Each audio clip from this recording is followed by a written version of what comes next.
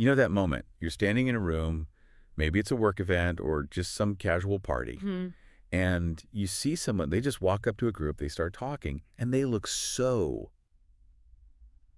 completely at ease. Yeah. And the conversation just flows.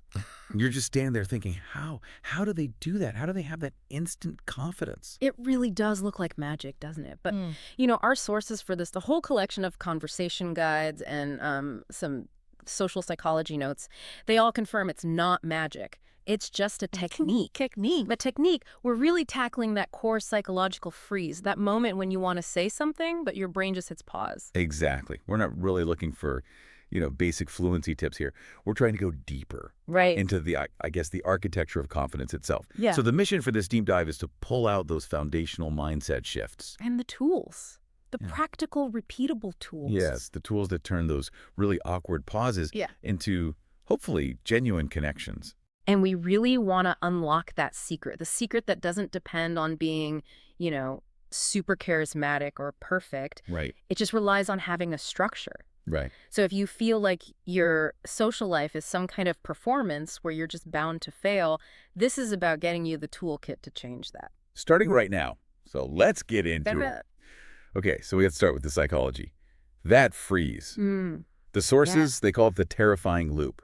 And it happens when you feel socially exposed. That's a good way to put it, exposed. Yeah, that voice in your head going, what if I say something weird? Or what if they judge me for this? And then afterward, the regret. Oh, the regret is the worst part. Walking away thinking, ugh, I had the perfect thing to say, but I froze. And that anxiety loop, I think this is the first really critical thing the material provides. It's universal. Not just me. It's not just you. It's not just anyone listening. It doesn't matter how good you are. You feel this pressure. The fundamental problem, according to this research, is that we confuse confidence with having no fear. So the confident person isn't the one who's never nervous, but they're the one who decides to talk anyway. They talk despite the fear. And that is the central, really liberating idea. Confidence isn't about being perfect. It's about being okay with not being perfect. Radically okay with it. And then engaging regardless. Once you really internalize that, the pressure just kind of lifts. Because you realize it's not about judgment. Right. It's about mutual vulnerability. We're all a bit nervous. That brings up something the sources really focus on, the comparison trap. Yes. This mental act of ranking people. You look across the room, you see someone else, you hear how they talk, their vocabulary, and you shrink. You shrink into your chair. You've turned a human interaction into this weird performance review where you're already failing. That ranking system is the absolute destroyer of connection because you're putting yourself in this subordinate position before a word is even spoken. Even with a peer? Even with a peer. You forget you're there to share something, not to, measure up. The anxiety isn't about the words. It's about this perceived status game you're playing in your head. But hold on. Isn't that a little idealistic? I mean, if my grammar's terrible, people are still going to notice, right? Yeah. Where do the sources draw that line between being authentic and just being competent? That's a crucial question. And they don't say to ignore competency. Nobody's advocating for that. Okay. They argue that over-focusing on it, especially in real time, is what paralyzes you. So it's tactical. It's a tactical shift. You stop focusing inward on your flaws and you start focusing outward on the person you're with. On them? On them. When you're genuinely trying to understand them, your brain literally has no bandwidth left to rank and judge yourself. So the big mindset shift is really accepting that, look, we're all just people trying to connect. That's it. And the goal shifts from trying to impress, which, requires perfection. You're trying to connect, which only requires sincerity. And that sincerity, I'm guessing, unlocks a more natural way of talking anyway. Precisely. Much more than trying to build the perfect sentence ever will. All right, so mindset is fixed. You're feeling brave. You're ready. But then, nothing. The blank. The brain just locks up. The moment someone asks you a simple open-ended question, you're just staring. The classic blank brain problem. And this is where preparation becomes not optional, but essential. Right. The sources argue that this isn't a conversational flaw, it's a lack of anticipation. Okay. So the solution is to create a very specific conversation toolbox. Without a script? We're not talking about writing out lines. No, not a script. It's more like preloading some conversational ammunition. How specific should we get with that? They lay out a framework you can use. Let's call it the 3S framework. The night before an event, or even just, 15 minutes before a meeting, you do a quick mental check. Okay, what are the 3 S's? First is self. What's one unique or interesting thing I learned or did this week? That gives you personal, low-stakes stuff to share. Second is situation. What are 2 observations I can make about right here, right now? The venue, the music, the theme. Got it. And the third? Third is shared experience. What's one general trending topic I know enough about to offer a quick thought on? A popular show, a big headline, something local. I really like that. It's a checklist, not just this vague, have a story ready advice. Exactly. And that tip about writing notes in your phone, suddenly that makes so much sense. It's not cheating. It's a cognitive parachute. A cognitive parachute. I love that. For when the pressure hits. Absolutely. So when someone asks, how was your weekend? You don't panic. You've already pre-selected, oh, I tried that new Ethiopian restaurant, and boom, that's your launch point. Okay, but what if you're truly caught off guard? You did no prep? What then? Then you have to rely entirely on the immediate environment. So noticing things. Right. But the key is turning your silent observations into a shared reality. You frame a small detail as a relatable truth. Can you give us a good example from the source? Yeah. Something better than just nice weather we're having. Okay, the coffee line example's perfect. Mm-hmm. So instead of just saying, it's crowded today, which is kind of passive, Right. you introduce a small exaggeration, a comparison. You turn to the person next to you and say, wow, it feels like we're waiting for concert tickets, not coffee. I see. It's observational, but it's creative. It's simple, and it immediately builds a little connection because you're sharing an observation about the situation. You're not asking them for personal info. And that changes you from just a bystander to an active participant. And it gives them an easy way to respond, right? A laugh, an agreement. It's a very low-stakes way to get the ball rolling. So we've got the confidence foundation. We've got the practical tools. Now we get to actually doing it, to flow. And this means practice. And failure. The sources are so clear on this. The only way to stop feeling awkward is to, well, To go through the awkward. you have to go through it. It's a really tough pill to swallow, but it's true. You have to accept that the first few times you try these things, your words might feel clumsy. Like they have training wheels on them. Exactly like that. But confidence is built one awkward hello at a time.